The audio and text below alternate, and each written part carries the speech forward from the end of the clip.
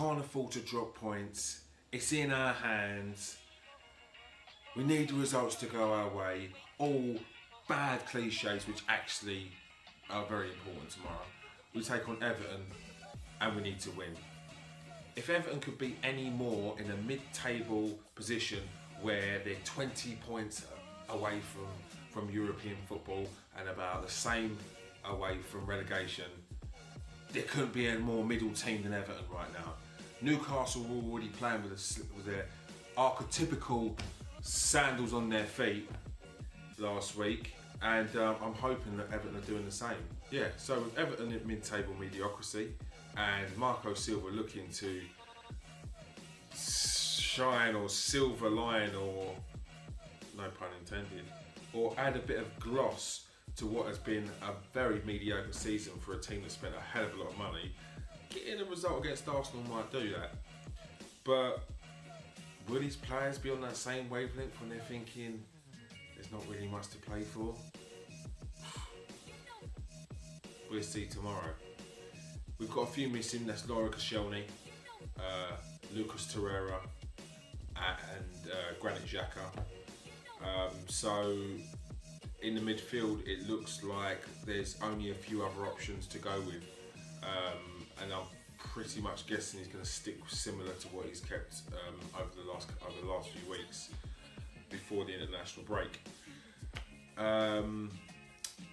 Yeah, on that note, here's my 1 to 11.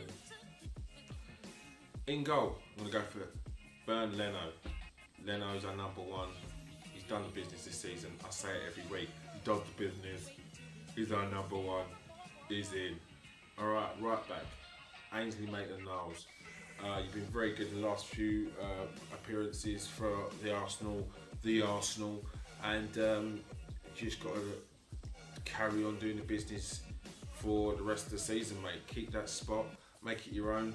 Challenge Hector Bellerin for the spot when he comes back. Like that's exactly what we need.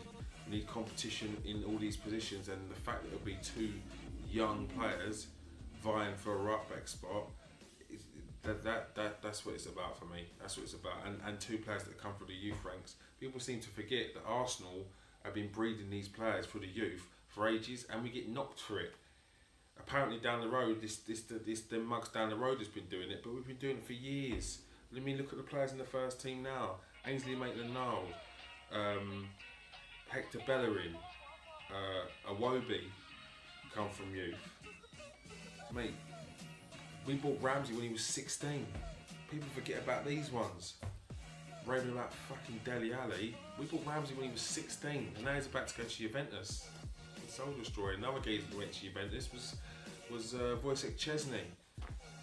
We breed these players, mate. We bring them through. A couple in Germany.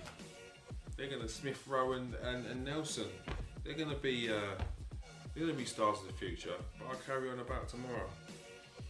At centre back pairing, since we've lost Koscielny, it's gonna have to be Mustafi and Papa. So Papa, you're gonna have to be a Papa and look after Mustafi tomorrow, because he needs watching. He needs one of them, one of them dog leads where as soon as he starts to run away, bang, you hit the button, pull the strap, and it pulls him back. That's what you need on him, because he can't look after himself. So he needs you, Papa, to watch over him. So please do that. I know you can do this, brother. It's going to be hard to concentrate on your own game and concentrate on his, but basically what you have to do is just watch him. You'll be alright. Just make sure you don't go off the rails. For fuck's sake. Please come back, hurry up. At left back, I'm going to go with Nacho Monreal. Nachos. He's the man. I love Nacho Monreal. Some would say he's underrated, some would say he's overrated. I think he's rated. Yeah, he should be, because he's a solid left back, gets up and down the wings, and you can always rely on him to play in any position. He can play in the cover in there as well. So he goes in at left back. In central midfield, I'm going to go with Guendouzi. Guendouzi, I think he'd be able to do enough of a job to cover for Torreira. He's got good. He's tenacious. He's a bit rough around the edges with his tackling, but it's his hard work and tenacity which will ultimately get the ball off the other central midfielders that he's going to be up against. And when he does get the ball, his range of passing is very good. All he needs to do to progress, I feel, he's young. I'm not saying he's any issues with the way he's playing at the moment because he's a youngster, but his progression for me would be his final ball, like his final attacking ball, because he's good in the middle, he's good at keeping the flow of the game, he's good at the ball progression in terms of getting it from midfield into an attacking position, but not that final ball. That's not his thing. He can get that, which will make him an extra, take him that extra step in being a top player, and then goal scoring. That's it. And then he's going to be an absolute worldie. Trust me, this kid's disgusting. Centre midfield pairing with him, I'm going to go with Aaron Ramsey. Aaron Ramsey, the box-to-box side. Just do that tomorrow, mate. Keep it simple.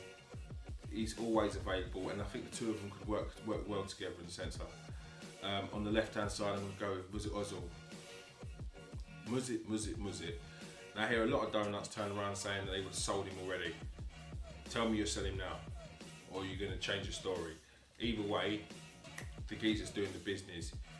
And man, the match against Newcastle, let's see some of the same tomorrow against Everton. This is a game where it's a must-win. Big game, big players. Muzit Ozil's that player.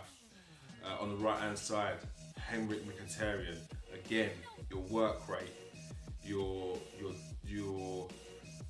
energy in and around the box, a menace. I say it all the time. You're a menace. You're just constantly causing trouble. You're keeping their defenders on their toes. They can't rest because they know in and around. If you get the ball, you're in trouble. Even when they haven't got the ball, they've got to keep an eye on you. Keep doing that, Mickey, and then keep getting these goals. It's some valuable goals for us towards the end of the season. It's going to be important. We need you, mate. Up front, my guy, Jesus Christ! There's so much love for this guy in this fan base for Lacazette, but just because of he works so hard for the team, man. He's not selfish, and if you watch any of the training videos from Arsenal, you can see he's good around the squad. It looks like he's having a good laugh, having a good time, and he scores goals, smashing in goals. He's lethal, man. He's lethal. He's a good person to have. And when he hits that season where it's non-stop, devastating. Watch. He's going to have a season where he's just going to hit everything he touches is going to turn to gold. He's going to have a season where everything he touches turns to goals. Let's keep that one. Then we got up top, Aubameyang. Aubameyang and Lacazette scored against Everton last time we played them, and I can see the same this time. Like I said, I'm hoping that Everton are away with the fairies on the beaches of the Maldives or wherever they go to, Malibu, Marbella or flipping Acapulco for all I care. We don't need an Everton team that's going there to prove a point tomorrow. We need an Everton team that's resting and we turn up and smash them. Yeah, I think it'll be a tough game. Everton, they kept a couple of clean sheets recently, or they kept a clean sheet in the last game, I think, against Newcastle, and that was away from home, wasn't it? So yeah, it will be a tough game, but I think we can get this one. I'm going to say 2-1. I really can't see us not conceding tomorrow. It's away to Everton. Our away record's not great at all, and against an Everton side who have just started to pick up a bit of form again, I think it's going to be a tough game to not conceding. It'll be tight, but a 2-1 victory for Arsenal will get us the 3 points and push us back above the Spuds and into third spot. So let's get the 3 points tomorrow, boys. Come on, Arsenal.